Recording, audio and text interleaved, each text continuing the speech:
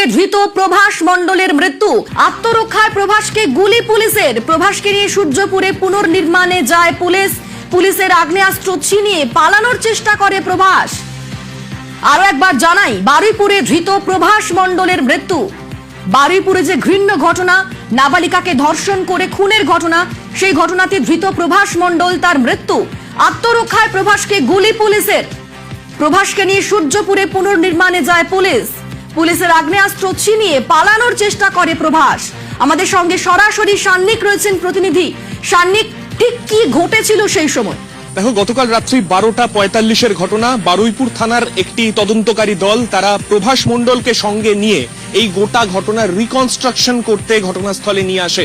মূলত এই ধরনের ঘটনা ঘটলে কে বা কার কি কি ভূমিকা ছিল, কে কিভাবে এই গোটা অপরাধে মদত দিয়েছে, এই গোটা বিষয়টা বোঝার জন্য রিকনস্ট্রাকশনের প্রক্রিয়া পুলিশের তরফে করা হয়ে থাকে।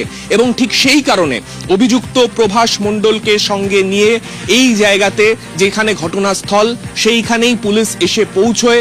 সেখানে রিকনস্ট্রাকশনের প্রক্রিয়া পুলিশ শুরু করে এবং পুলিশের তরফে যেটা দাবি, ঠিক সেই সময় প্রভাস মণ্ডল পুলিশের একটি রিভলভার ছিনিয়ে সেখান থেকে ঘটনাস্থল থেকে পালানোর চেষ্টা করে।